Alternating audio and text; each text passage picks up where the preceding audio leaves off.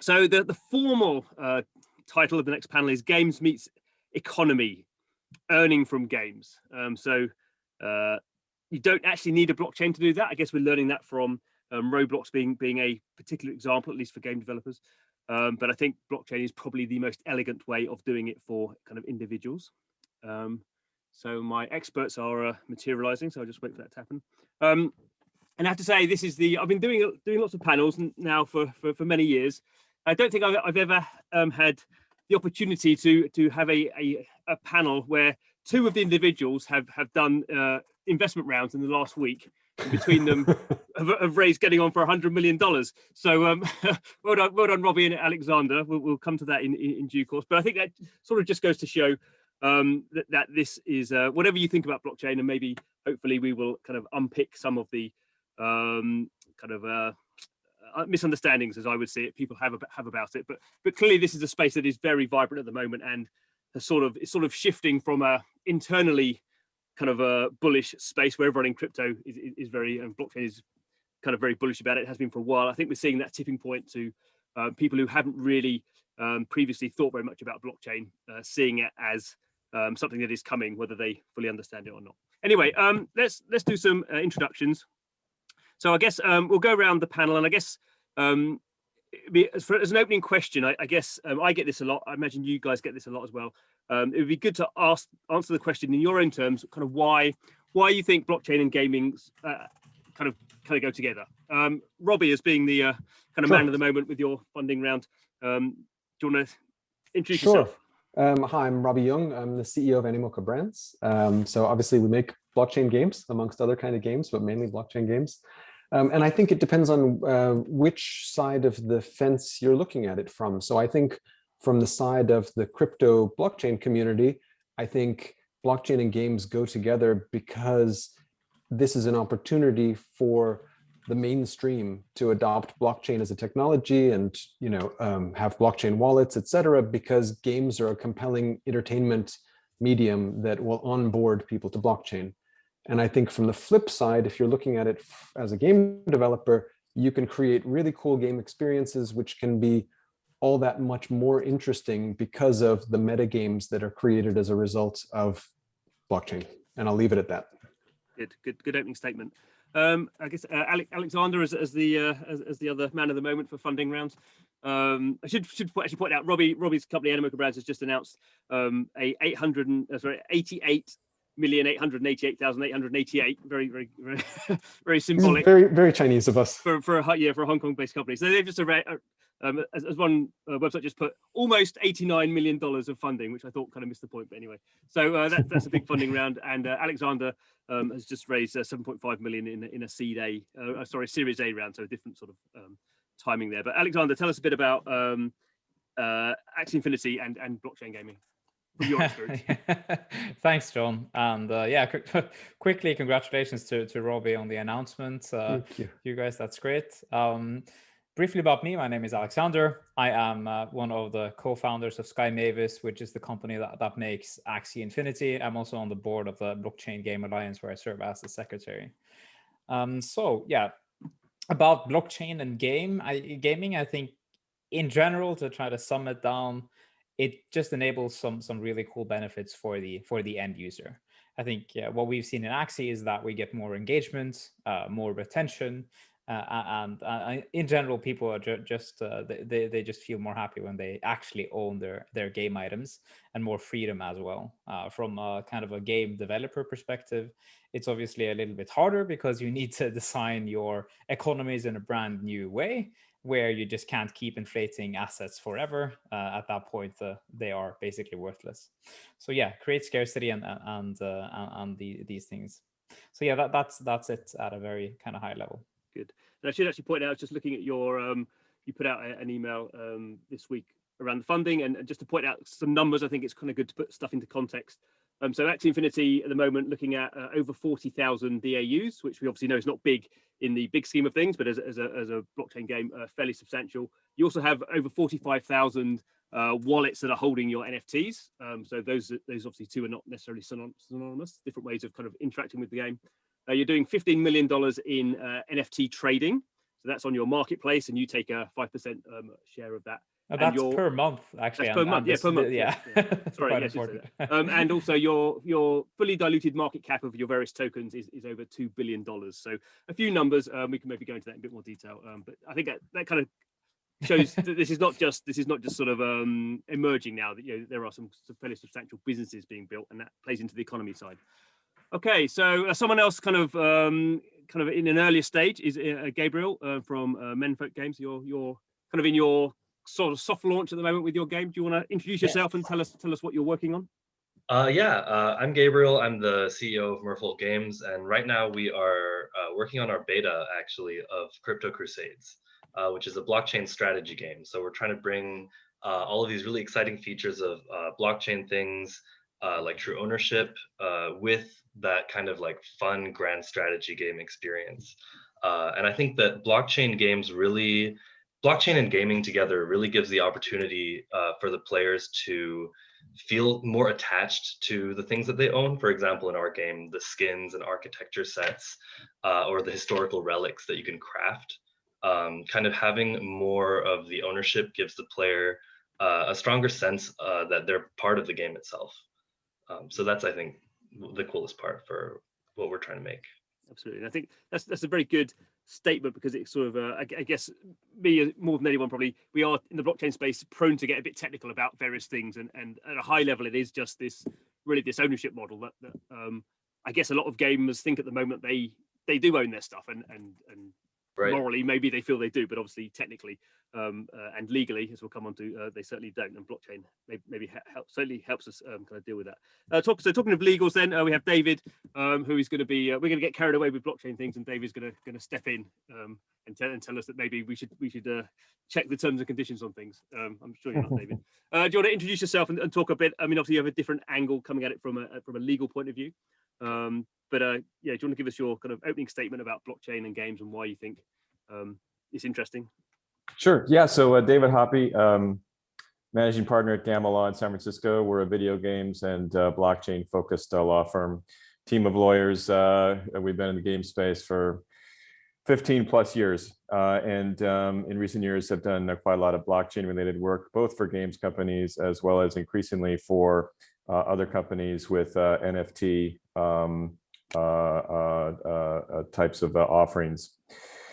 So John, to answer your question, I guess I take sorry, it's not really a legal perspective. I guess personally, I take a really sort of macro perspective on blockchain and tokenization, and I view this as really beginning to finally realize the potential of the internet towards decentralization and towards empowerment of individuals.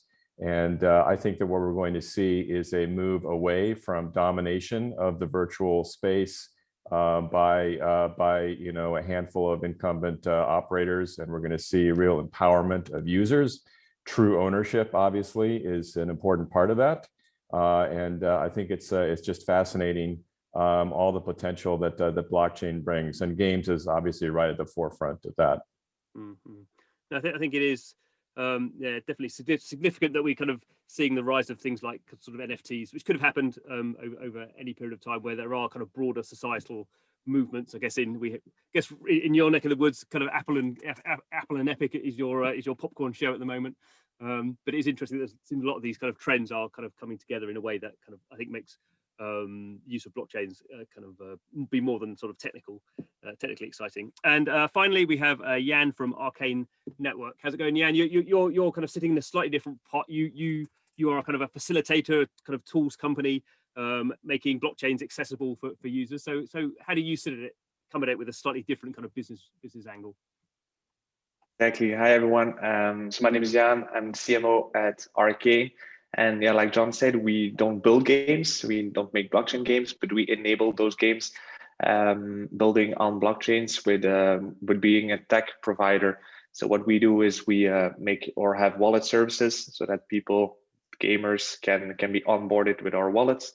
And then we also have NFT tools to facilitate the minting of NFTs, like with a Unity plugin.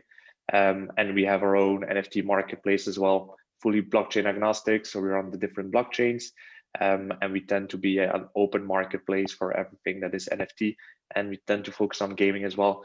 And I think to answer your question, John, on why we believe, or why I believe that gaming and blockchain goes well together, is that blockchain enables gaming companies to have new sort of economies, to be more sustainable and more viable in the long term, but also enable the gamers themselves to get value from gaming. So when they have their NFTs, because the NFTs are scarce and have an initial value, they are able to sell them again when they stop playing, or able to use those NFTs in other games. So this is like the great use case of blockchain, in my opinion. Good, lovely. Well, thank you everyone for those kind of opening statements. I will point out that the Q&As are sort of open. I'm going to be kind of happy to kind of dip into those as and when they sort of come in.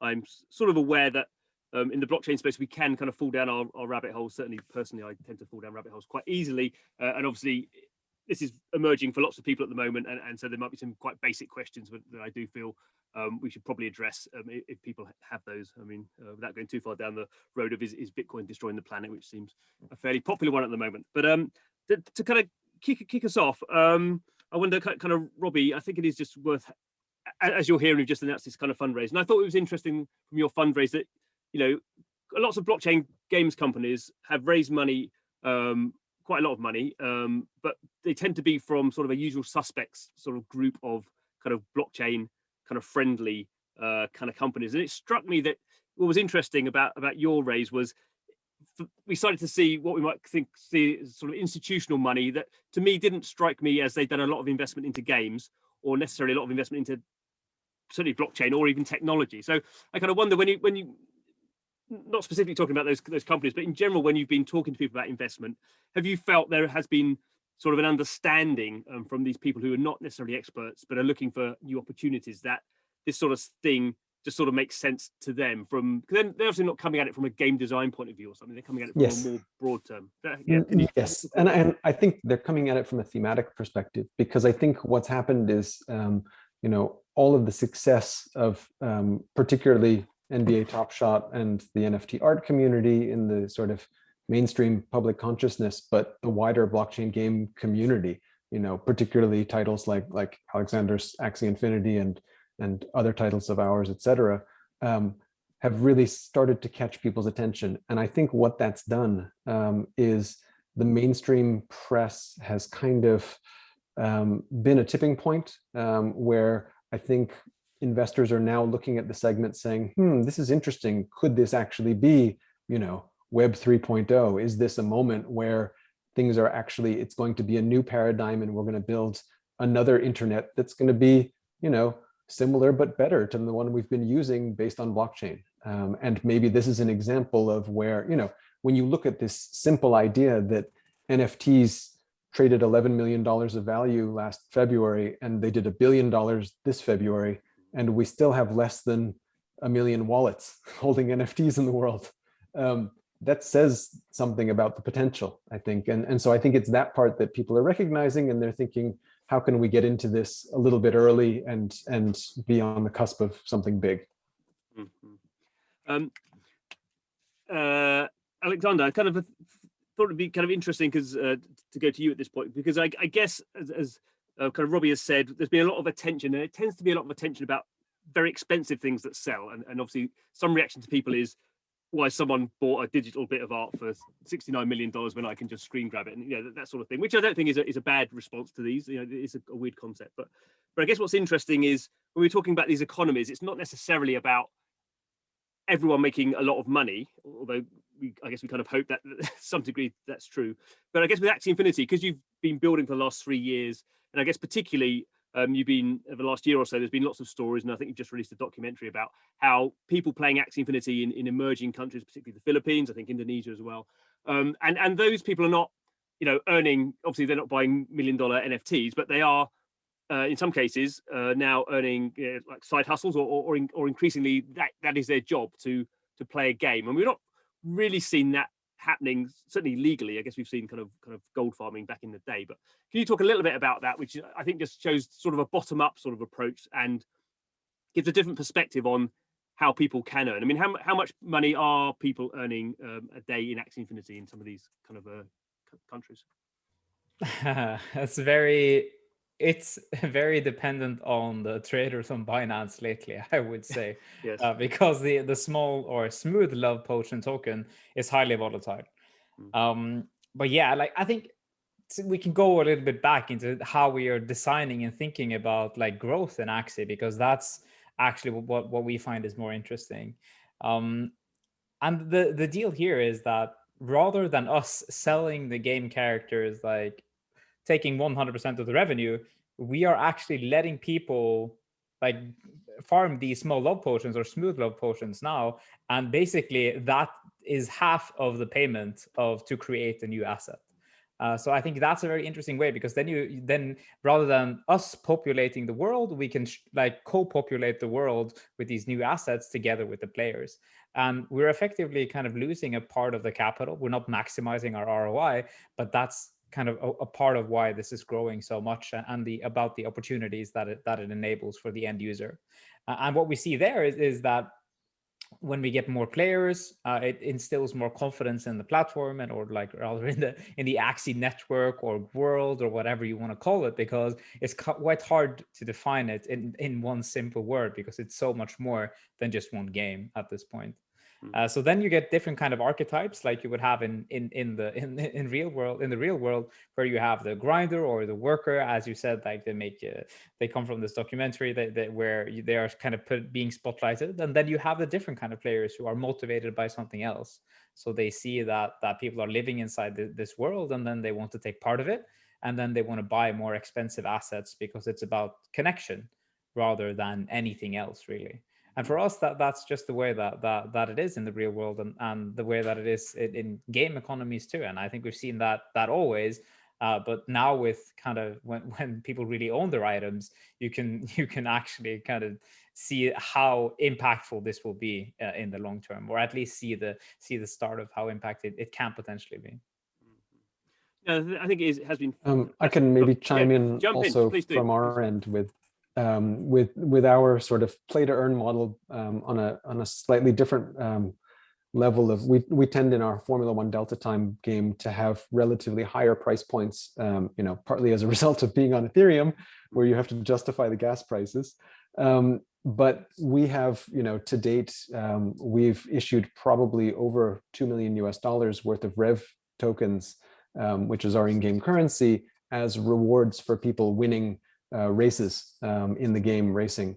And so it's created an environment of play to earn very similar to what we would have in real world racing, where we have players who are investing in owning cars and then having esports athletes race those cars on a weekly basis, because they can get a return in the 5 figures on a weekly basis if they win enough races and they're good enough. So you end up having team owners sponsoring players to compete in races just like you would in ordinary racing, in the physical world.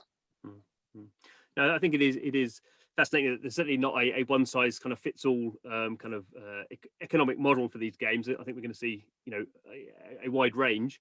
Obviously, kind of F1 Delta Time has sort of being a game in a certain sort of type of game is attracted to a certain type of user for various reasons, and you have people investing hundreds of thousands, millions of dollars to build esports teams in there. It's not, we wouldn't call it, I don't think people would see it as an esports game, as a kind of as we understand esports now, but it sort of has it is fulfilling that kind of niche already. And I guess the one interesting thing for me about blockchain kind of economies is they are very circular, and it's interesting what Aleksander said there is the developer will only make money when the community is making money, and there is this alignment of obviously it's not just all about money. Obviously we're hoping the community gains enjoyment, and financial kind of aspect is part of that, but it's very different to what we have at the moment, where basically the player has enjoyment, hopefully a lot of enjoyment, and the developer makes the money.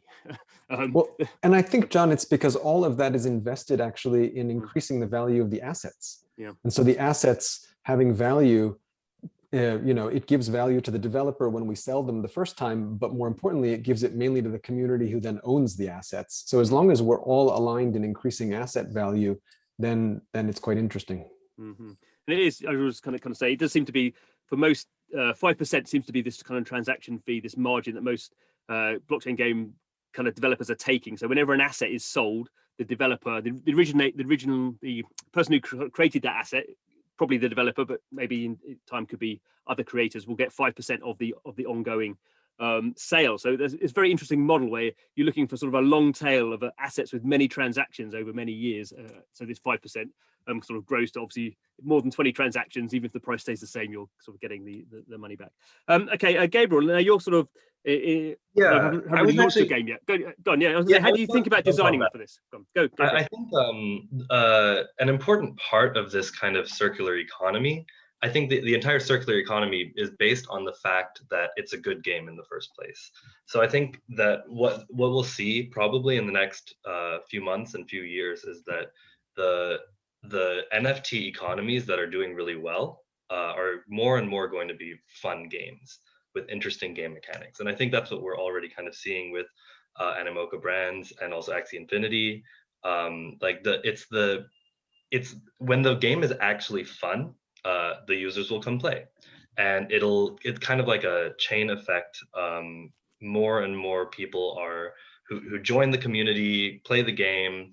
It contributes to this kind of dynamic, fun economy that with kind of the gameplay itself as the basis. And I think that's what we're trying to do as well with our game, with more traditional strategy game elements, things like running your empire, choosing your policies, things like that.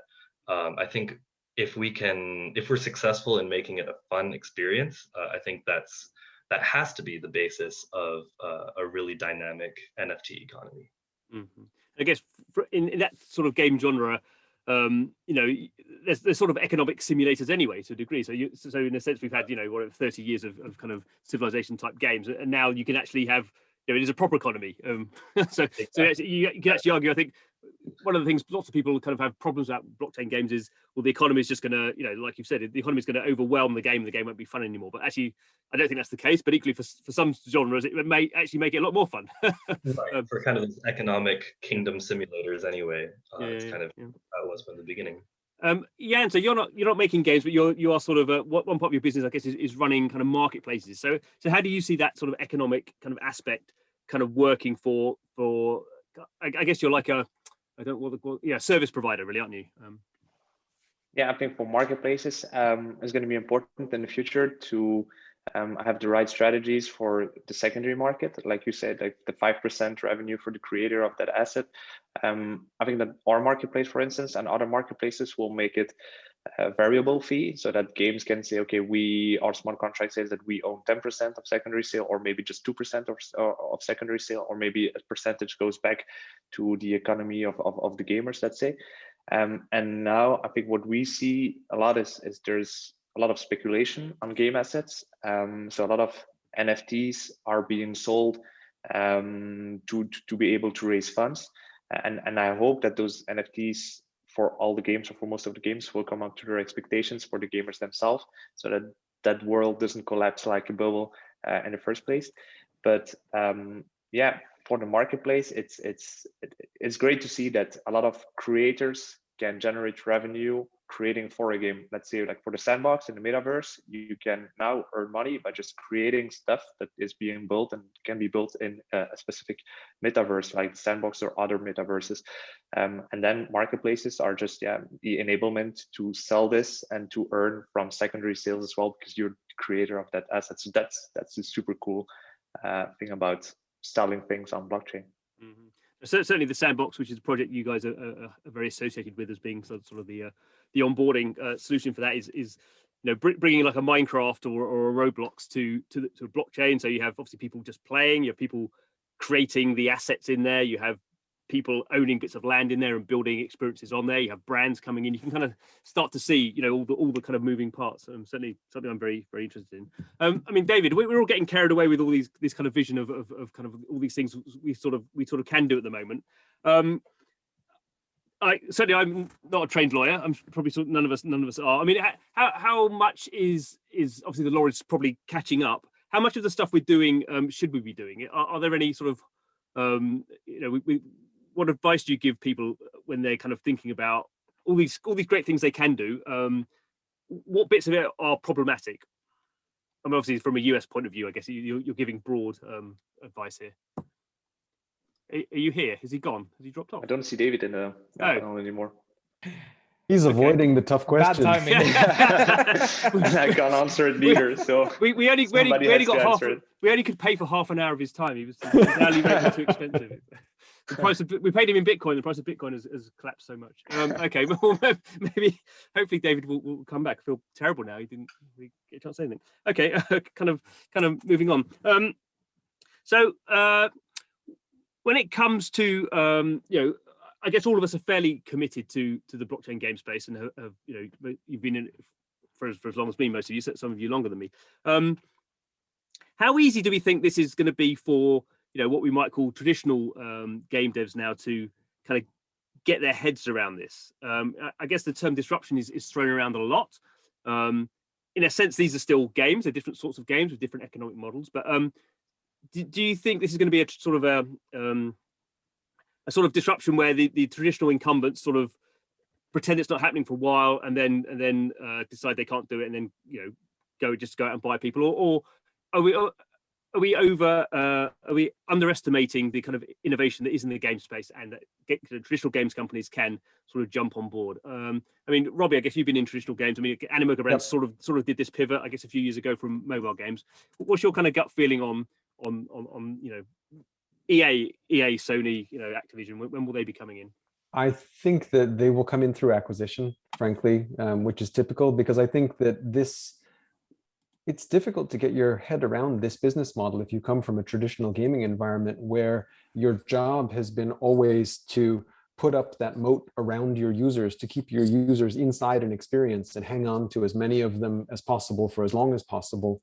Whereas now we're actually exploding it exactly the other way and saying, look, as long as you buy the NFTs from me, I want you to be able to use them in as many places as you possibly can, because it gives them more value and it gives you a better experience. So it's kind of like what open source did to software, we're doing now with digital assets.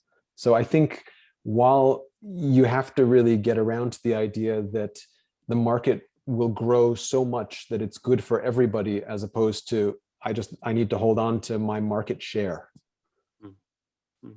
Because I do think in some ways I have been, maybe surprised is the wrong word, but it has been kind of heartening, I suppose, that we've seen people like kind of Sega talking about NFTs and Hasbro, obviously, a wider company talking about NFTs as well. So it does seem to be like kind of NFTs are sort of the low hanging fruit that these kind of obviously very IP driven sort of companies can focus on without necessarily kind of making games. Aleksander, how do you think the kind of incumbents are going to kind of handle this? Yeah, so I have a very, I think, a more conservative approach than Robby here, because I think that a lot of it will take a long time until NFTs can truly find their home outside of the ecosystem that the main company is building, so to say.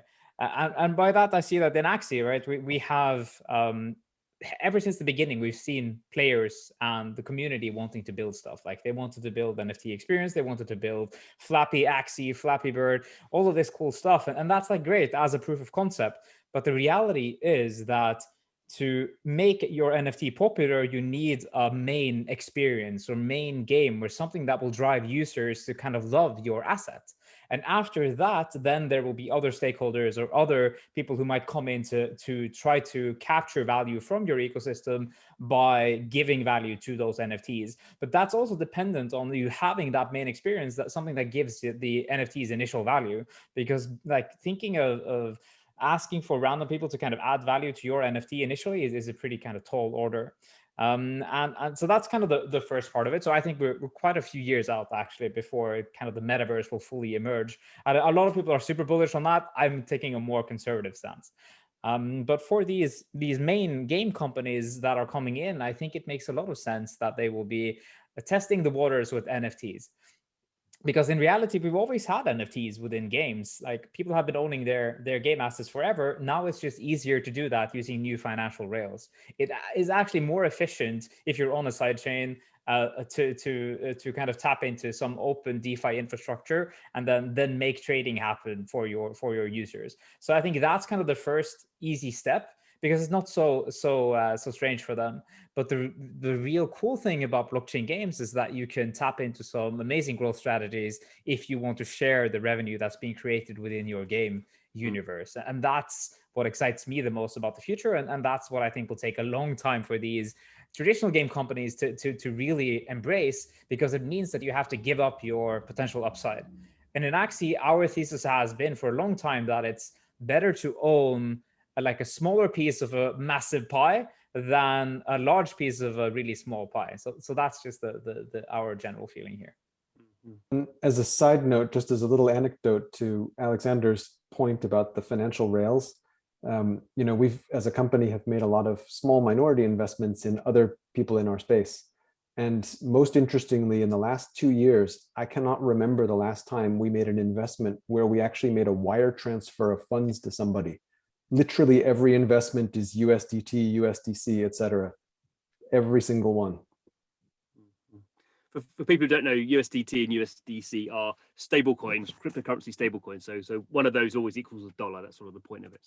So Robby's just saying all those deals they've done have been done in the blockchain world. It is actually interesting. And Animoca Brands as an investment vehicle is sort of now a sort of portfolio for blockchain gaming, because you've made so many investments over the years that you've got your own ETF. Yeah, I was going to say ETF. I was going to say ETF, and then I realised I didn't really have a clue what it actually meant. If someone said, "What's an ETF?" I'd sort of like have to be embarrassed. So I didn't say that. So thank you for saying that. It's like an ETF, if someone knows what an ETF is. But, yeah, and I mean, you guys aren't making games, but it is interesting with the Sandbox in particular that the amount of brands going in there has been. That's one of their big sort of plays, and I think you guys are based in Belgium, and I think you guys were involved actually in the Smurfs deal, which seemed sort of an interesting one for them to do. I didn't expect, maybe I'm the wrong nationality and the wrong age to think kind of Smurfs are going to be a big NFTs, but are you surprised that those kind of brands are coming into quite cutting edge kind of blockchain experiences? Yeah, I think it makes sense. And the Smurf is like a great test to see how the Sandbox was able to license a brand and to take the license and then make NFTs from it and then sell again.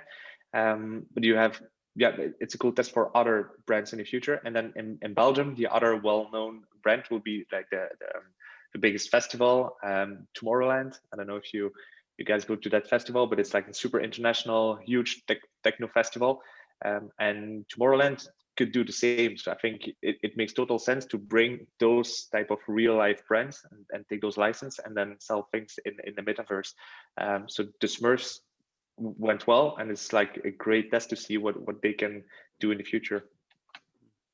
So we had a few mentions of the metaverse. We should probably have some sort of metaverse bingo or some sort of people mention the metaverse, you have to drink shots or something. That's kind of the way it's going. It's probably. I mean, I guess like many people, I'm not quite sure what it means. If I don't know what an ETF is, goodness knows what I'm going to do with the metaverse. But how do we? I mean, it's a term that is thrown around, and I think probably to me, sort of blockchain has to be part of it in terms of an economic layer. I mean, that's fundamentally what sort of blockchain is. Should we talk a bit about metaverse for a bit? So, Gabriel, how do you see the metaverse? Do you see that as something that actually means anything, or is that sort of hype speaking? I think that kind of like what Aleksander was saying earlier, a lot of game companies that are involved in the blockchain space are currently still developing their main product. And I do think, I am hopeful that in the future, like once there are some fully established big name brands, there will be some interesting spin-off games with this use of the same NFTs. And I think that it's just a matter of time, but game development is slow. It takes a long time to get to that point. So I think it's going to be a while before we get something like CryptoKitties spin-off games and all these different things, just because it seems like right now is when NFTs are really becoming big on the news and on the global stage. So I think as it becomes more and more followed, there are definitely going to be more and more game companies that are kind of chasing after this idea. And I think it's just a matter of time before we have some really interesting spin-offs and collaborations and things like that. I mean, Yeah. yeah, go on, go ahead, Debbie. You brought sorry. it up. Go, Yeah. tell us. Maybe adding to that, for like, I think it's only gonna get easier for big gaming studios that are not on a blockchain to go to the blockchain, because they're gonna have the right use cases. They're gonna see the right or the best use cases, the best in-game economies. They're gonna see how the games that we are building today in an early stage on blockchain, what blockchains work best for what games, what type of assets that work best. So it's only gonna get easier for them to go to the blockchain. And now, like the metaverse, seeing Atari having a license deal as well in the Sandbox, as a game studio, they want to have some skin in the game. So that's why they're now present in those things and see what happens, to be able to, like Robby said, maybe do an acquisition of the right company, or build their own games in those type of ecosystems. Good. We've got a question. I'm going to continue on the metaverse, but we have got a question. So it's the first one. So let's answer it. So it is a good question. As I say, sometimes we get a bit carried away. So Emily is saying, is a blockchain a new name for a virtual currency, or is it more than that? So so I guess if people want to correct my definition if I get it wrong, feel free. I guess from my point of view, a blockchain is very simple, really. It's just a group of computers that sort of work together to decide what has happened on their network. So a blockchain is just a group of computers. Very simple, nothing very, I mean, it is very clever, but nothing conceptually clever about it. So we talk about blockchains. There's many different types of blockchain. So Bitcoin is a blockchain, Ethereum is a blockchain. Different types of just how they work is different. And each blockchain has a token that basically works out how that system runs. So it's a way of dealing with game theory and incentivizing actions on that blockchain. And those are called cryptocurrencies because they use cryptographic kind of proofs. And they are just virtual currencies, although they are different from virtual currencies that don't run on blockchains, because basically a cryptocurrency, there's a very formal way in how you create them or mint them, and typically there's kind of rules around how many can be created. With a normal game virtual currency, you can create as many as you like and destroy as many as you like. So technically, a blockchain is a bunch of computers, and the cryptocurrency is yes, a virtual currency, slightly more complicated than the ones we have in games at the moment. Let's continue with Metaverse, unless someone wants to correct that. I mean, Aleksander, would you say Axie Infinity, is going to become a metaverse? It's got some aspects of it. You have this land system, so people can own kind of a permanent kind of coordinates in the game world and have build things on there, and sort of materials crafting system coming. Yeah, I mean, where are you going? I am not saying that it's a metaverse, because to me a metaverse is Ready Player One fully, where it's created by the community, where some guys who aren't stakeholders, they are pulling in assets from all games around the world. And I think it's too much to ask for a specific company or game studio to do that, because it's just so many different interests that you have to care for, right? Because but in Axie, that said, we want to allow our players to make their own games. So I view Axie more as a game platform rather than a metaverse, and then maybe it will evolve into something else in the future if more people want to add more value to the assets. I think it's all about how do you plan for the next actually 10, 20, 30, 40 years. And I think a part of that is because we want to make Axie into a decentralized organization. And that is actually the first step of something that might turn into a metaverse. But calling it that initially is to me, I mean, I can see why people do it. I mean, Sandbox, they are definitely good at calling their game a metaverse. And I can see that because they are using many different brands inside their game. So it kind of makes more sense, but still to me, it wouldn't make sense for me to call Axie that, at least at this stage. Thanks. Aha, David has returned. Lovely. Good. Apologize. Yeah, somehow my whole internet went dead, so apologies for that. I had created a grand florid question for you to answer, and then I realized you weren't there, so I'll try and recreate it. So we just to recap a bit, we've been talking about metaverses, but my question was around, we're probably getting very carried away with all these kind of things we can do now with game economies and NFTs and complicated kind of tokenomics, as we like to call it, and we're kind of doing that in the blockchain world because most of us are not particularly most of us are not particularly worried and not very cognizant to kind of legal matters. From your point of view, are we getting a bit ahead of ourselves? I mean, obviously the law is a long way behind probably what we're doing. So what we're doing is possibly not illegal, but you know, when you're giving advice to people thinking about kind of building blockchain games and what they can and can't do, what are the sort of obvious kind of gotchas? I guess, you know, US law kind of trumping everything else. Sure. Yeah. So I think it's a great point, John. So we do have increasingly as virtual worlds, as the metaverse continues its development, and as we have these economies being developed, and we have business activities being located within individual businesses, being located, established within these virtual worlds. Yeah, I think there is a tendency to forget that there are legal constraints. And to a large extent, as you just mentioned, certainly in the United States, the regulators have been kind of slow to understand what's going on. In some areas, they have been very much on top of things, in particular securities at the federal level. Anti-gambling regulation at the state level has been, you know, I don't think state regulators have much of an idea of what's going on, to be honest.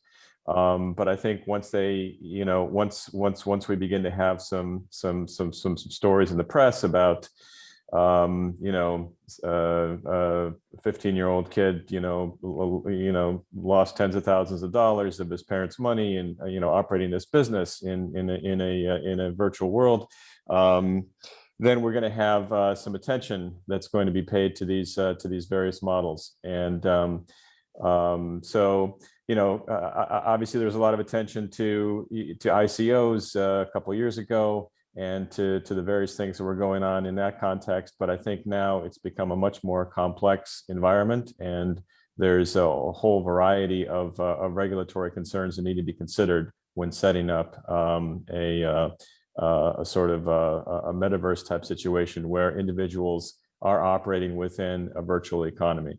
Mm-hmm. As I've got you back, I'll ask you another question now. And we are seeing increasingly the use of kind of what generally are called sort of governance tokens, a way of sort of governing these projects going forward, and they often have sort of passive income kind of features to them. It may not be kind of directly, it may be kind of indirect, but certainly I think kind of Robby and Aleksander have those sorts of mechanics in some of their in some of their tokens. So clearly that from my point of view, kind of it's sort of the security kind of problem that I guess is the biggest thing that the people have been sort of grappling with. Do you think that kind of is still to sort of be dealt with?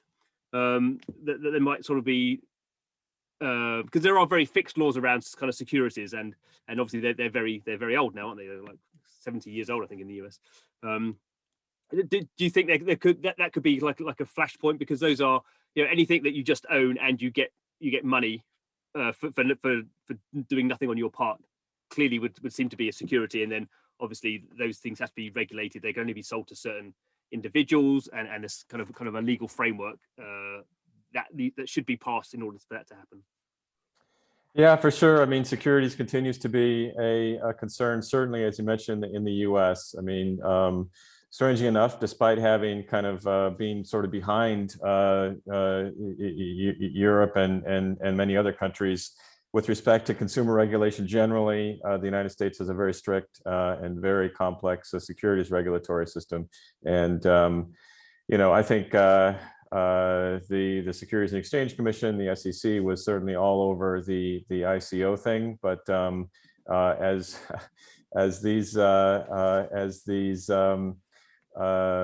these instruments, let's say, as these tokens, the models just have become, you know, amazingly complex and evolving very rapidly. And I think it's very difficult, even for people who are in the space, often to keep up on what's going on, let alone regulators who are dealing with a whole range of things, right? From garden variety kind of pump and dump schemes, and and now they've got to figure out what's going on in this this whole new environment.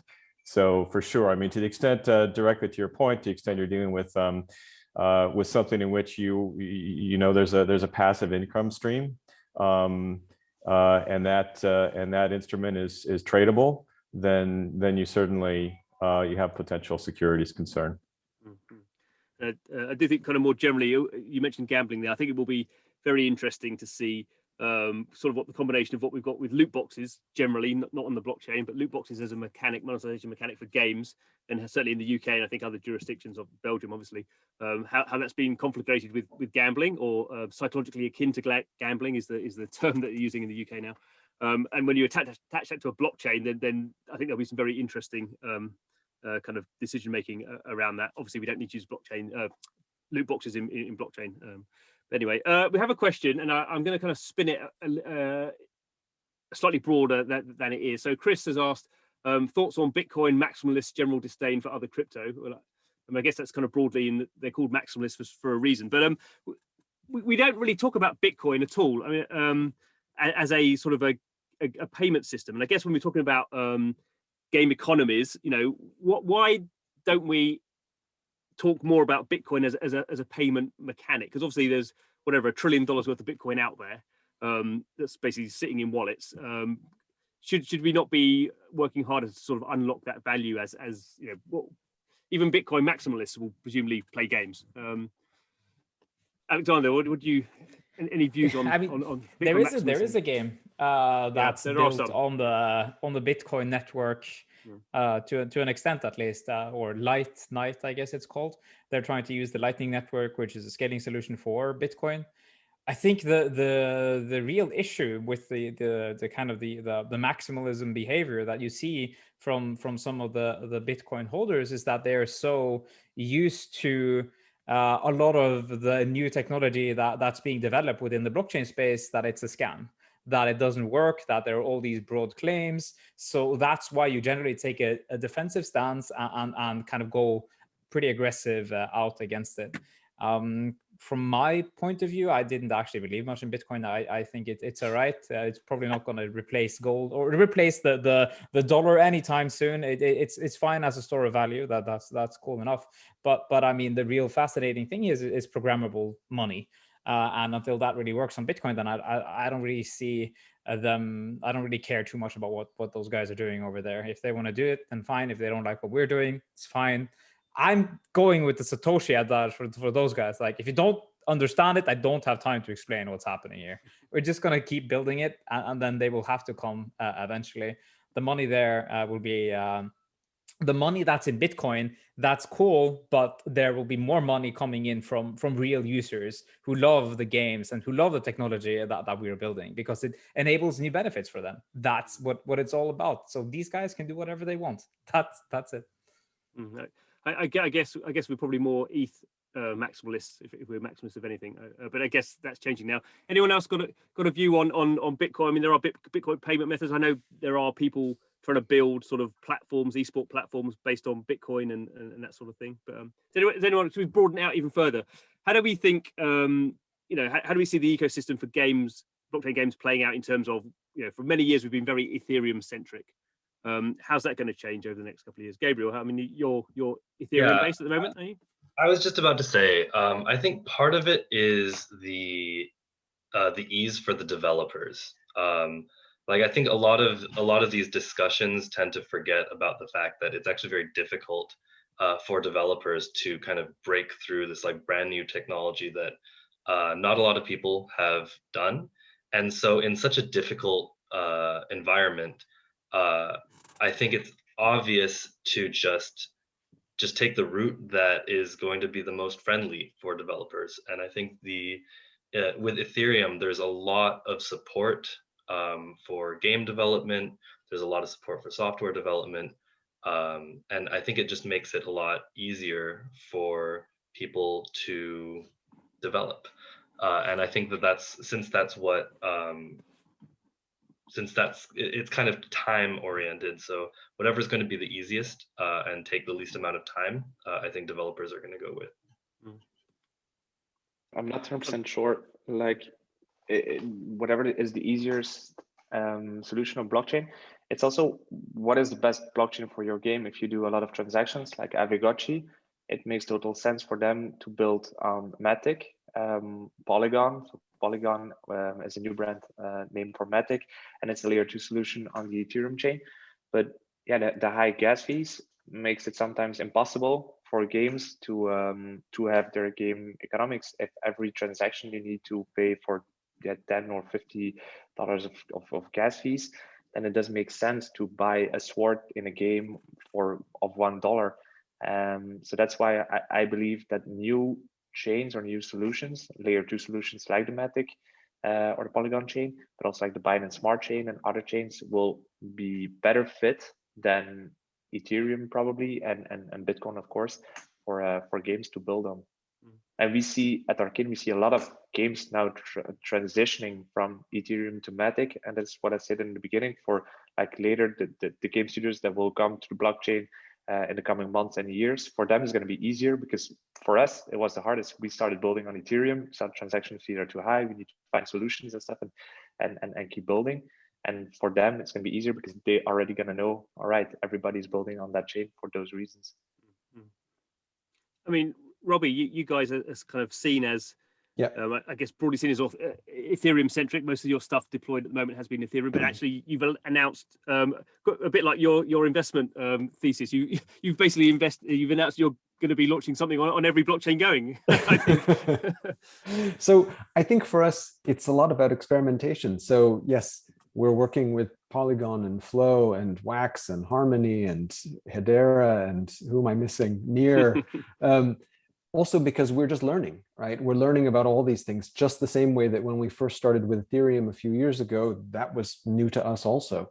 And I do think, though, quite firmly that I don't know when it's going to be. Maybe Aleksander has more insight here, but I think somewhere between 12 and 24 months from now, people will players, I should say, will start to forget about blockchains because it won't matter, and because it's so easy to facilitate the exchange of tokens and wrapping tokens to go across, NFT tokens to go across chains, that it will be our job as developers to come up with those solutions, but that from a consumer standpoint, all of that is just going to be in the background. Yeah, I mean, that's the dream, right? I mean, that's what we're all working for. That's kind of the reason why we haven't been able to go to market fully with Axie, why we've been in this extended, I would say, crypto phase of the game, is because there's so much on the infrastructure side that actually needed to be created. And that's what we've been doubling down on as well. So actually, we consider ourselves kind of a hybrid model. Everything that we make in Axie can also potentially be used by other game developers who are coming in after us and who are looking at this new technology and saying, oh, wow, this sounds cool, but to understand it, I need a PhD in blockchain. And that's just not the way it should be. Like, you just need that plug and play solution that everyone is used to from even the traditional gaming industry. But actually, that's where the opportunity is as well. And that's really what's so cool about working in this industry, is that when you're early, you can set the stage and have a tremendous impact on what we believe at least will be the future of gaming. So incredibly excited about that. But whether or not it was going to take 12 months, 24 months until we're at that kind of interconnected future where everything is kind of just easily traveling between blockchains, it doesn't matter. I hope so, but I'm cautiously optimistic there. It's kind of ironic. We're working hard to make blockchain games go away and just be making games again. Yes, make it quickly happen. David, while we were talking, actually, another kind of question came to mind that I would have asked you if you were here, but you weren't, so I will ask it now. We were talking a bit about kind of how quickly the kind of incumbents in the game space, certainly the kind of public companies, the Activisions, the EAs, the Zyngas, how quickly they can get into blockchain, or was this very disruptive for them? And I kind of wondered, from a legal point of view, do you think now it's still the case, kind of following kind of Elon Musk and companies like that, that there's still sort of legal headaches for those kind of public companies to sort of announce they're getting into blockchain? Would it be causing their internal legal teams be saying, no, let's not open that can of worms at the moment? Do you think that's quite an impediment for them as public companies? Well, I think certainly in the U.S. there's still some suspicion, obviously, and with all the headlines recently about NFTs and these outrageous prices being paid, very few people understand it, and I don't understand much of it as well. So I'll admit. So I think there's a suspicion that's associated with blockchain for sure still, and undoubtedly. If blockchain is just operating in the background, as a panel just kind of suggested here a moment ago, then that's one thing. But to the extent that we're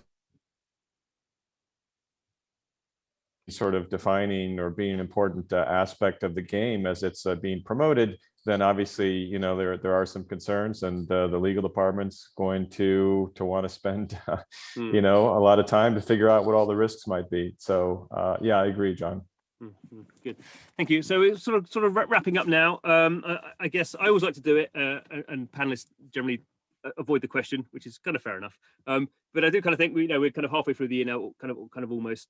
How do we think the year's gonna play out? Are we going to see this sort of accelerated kind of adoption curve continuing? Are we going to see, I guess, what we tend to see with anything in blockchain? We see sort of a boom period, and then at best a sort of retrenchment, or at worst a sort of horrible kind of collapse in attitudes or confidence. Aleksander, how do you see the rest of the year playing out?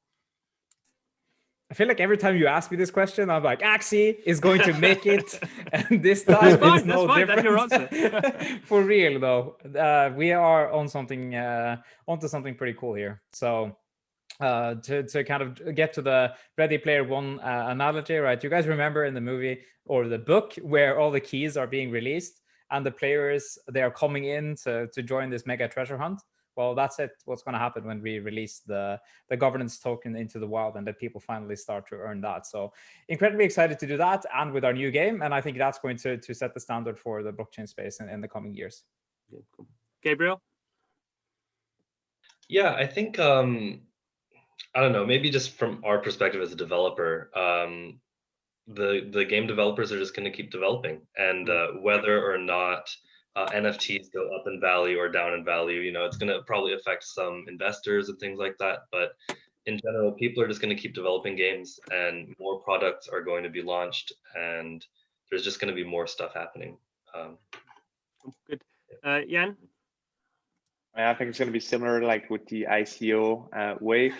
A lot of shit projects will go to die, and the good ones will survive and will bring tremendous value to the ecosystem, to the gamers, to the studios themselves. So yeah, I'm pretty bullish on the good projects. David, anything from a legal point of view or from any other point of view? Yeah, I think so. My concern is that there's going to be some correction in the NFT space, and my concern is is what that correction might mean in terms of the short, medium term momentum for blockchain games. So hopefully, when that correction comes, it's limited in duration and scope, and we can get back to developing this space. Good. Robby, yeah, finish off for us. Sure, I agree with David. I think there are always going to be corrections. I think one of the things that is different about blockchain games is, regardless of what Aleksander and I might think about Bitcoin maximalists, the price of Bitcoin does affect us. And so, there are external factors that can have an impact, at least just on people's interest in the sector who are not in the sector. But for those of us who are in it, we got our heads down and we're developing, and we're going to put out great stuff. Excellent. Thank you very much, panelists. We've covered a lot of ground there. I hope it didn't fly over everyone's heads. But yeah, thank you very much for your expertise and your enthusiasm, guarded by David's legal mind. Thanks for that.